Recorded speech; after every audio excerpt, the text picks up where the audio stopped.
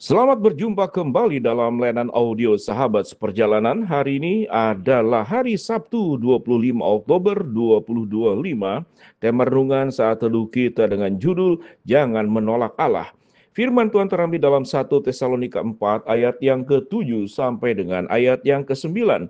Demikian bunyi firman Tuhan. Allah memanggil kita bukan untuk melakukan apa yang cemar, melainkan apa yang kudus.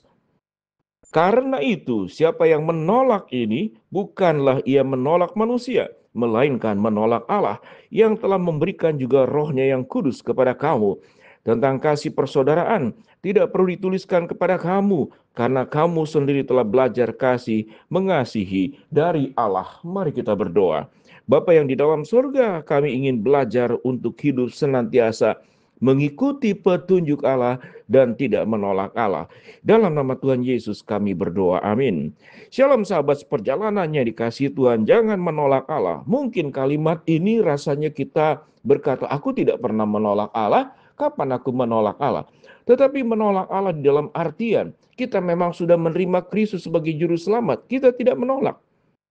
Kita semua yakin dan percaya bahwa keselamatan hanya di dalam Kristus, bahwa dialah satu-satunya juru selamat yang sudah lahir, mati di kayu salib, bangkit pada hari ketiga, naik ke surga, dan akan datang yang kedua kali. Semua kita mengimani dan mengamini dan berkata, iya dan benar. Untuk perkara tersebut, kita juga tidak menolak Allah, bahwa kita mempercayai Allah sumber pertolongan, Allah sumber kekuatan, Allah adalah sandaran yang kokoh, kota benteng dan menara yang kuat buat kami semua. Lalu kapan kita menolak Allah? Mari kita baca kembali dalam catatan 1 Tesalonika 4 ayat 7 sampai ke 9. Allah memanggil kita bukan untuk melakukan yang cemar, melainkan melakukan yang kudus. Orang-orang yang melakukan yang cemar, melakukan yang keliru, melakukan yang buruk, melakukan yang berdosa, melakukan hal yang jahat, maka kita sedang menolak Allah.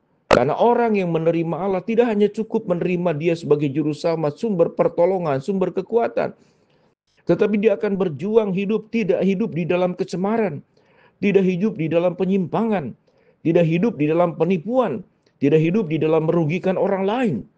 Maka kita sedang melakukan sebuah kehidupan yang taat kepada Allah dan bukan menolak Allah. Ayat ke-8 dikatakan, karena itu siapa yang menolak ini bukanlah menolak manusia, melainkan menolak Allah yang telah memberikan rohnya yang kudus kepada kamu. Kita diberi kemampuan, kita diberi kekuatan, kita diberikan kesanggupan untuk hidup mengikuti Allah dan tidak menolak Allah dalam bentuk perbuatan-perbuatan yang cemar, yang seperti firman Tuhan katakan. Lalu kita berkata, aku memang tidak sanggup, aku lemah, aku hilaf, aku gelap mata melakukan semuanya itu. Maka sesungguhnya itu adalah pembenaran diri agar Tuhan memaklumi perbuatan salah yang kita lakukan. Kita sudah diberikan oleh Tuhan di dalam ayat ke-8 bahwa Tuhan sudah memberikan rohnya yang kudus kepada kamu. Artinya kita diberi kekuatan, kita diberi kemampuan, kita diberi kesanggupan sebagai pemenang menghadapi persoalan hidup seberat apapun. Kesanggupan kekuatan dari rohnya yang kudus, itu sudah dilimpahkan kepada kita sepenuhnya. Sehingga tidak ada alasan bahwa aku itu hidup karena lupa, karena lemah, karena dibujuk, karena dirayu, karena keadaan, karena aku tidak sanggup menolak manusia, lalu aku melakukan perbuatan-perbuatan buruk.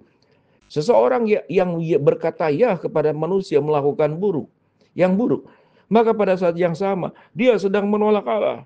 Dia sedang menghilangkan Tuhan di dalam kehidupannya.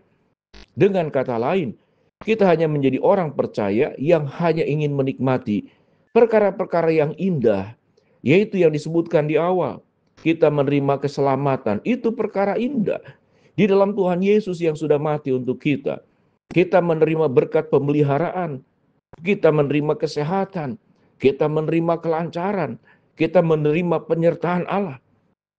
Kita menerima janji-janji Allah, bahwa Tuhan tidak akan membiarkan kita dan meninggalkan kita. Semua yang disebutkan tadi, kita dengan suka menerimanya dan kita tidak pernah menolaknya.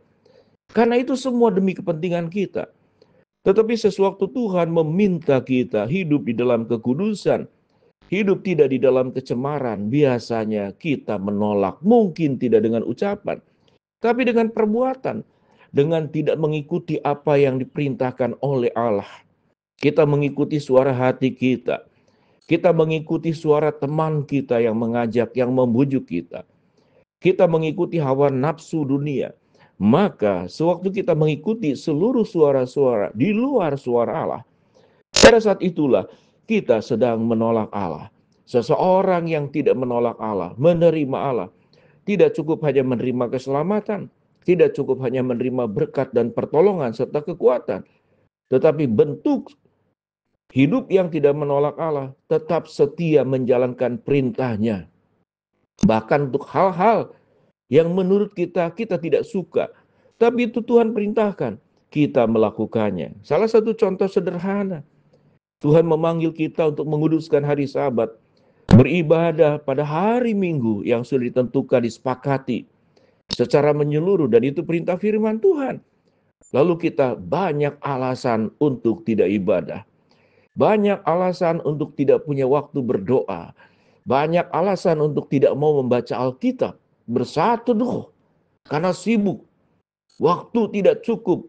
Mengapa kalau untuk kehidupan kita berkata waktu tidak cukup, tetapi sewaktu untuk hubungan kita dengan Tuhan, lalu kita berkata waktu kita tidak cukup, tapi untuk kepentingan kita selalu punya waktu yang banyak. Kita ada waktu me time, kita ada waktu untuk hang out, kita ada waktu buat jalan-jalan, kita banyak waktu untuk melakukan kesibukan, hobi. Tetapi sewaktu kita dipanggil oleh Allah, membangun relasi yang dekat dengan Allah, mendengarkan suara Tuhan, kita berkata kita tidak ada waktu. Maka kita ada banyak alibi, alasan sebagai bentuk sesungguhnya kita tidak siap dipimpin oleh Tuhan. Kita sedang menolak Allah dalam perbuatan-perbuatan nyata kepada kita. Suatu Tuhan mengingatkan kita, melihat ada orang yang perlu dibantu, kita sangat berat hati, berat tangan untuk membantunya. Tetapi sewaktu kita ingin menyalurkan hobi kita bisa membeli, kita bisa menabung untuk mewujudkan apa yang kita inginkan. Mungkin membeli barang mewah, mungkin mencari kuliner yang enak sekalipun mahal, mungkin membeli alat-alat untuk hobi kita memperjuangkannya. Dan kita tidak berkata kita tidak punya uang.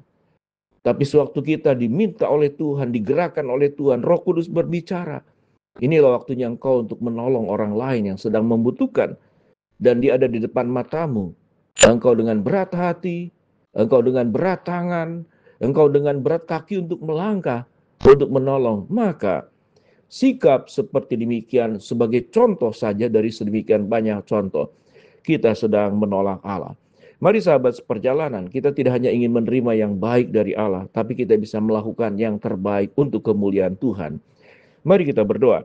Bapa dalam surga, hamba-Mu berdoa buat sahabat seperjalanan yang sakit, Tuhan jamah sembuhkan, yang sedang menghadapi masalah, Tuhan bukakan jalan, yang sedang berdoa mengharapkan sesuatu, Tuhan kabulkan dengan cara dan waktu Tuhan yang terbaik.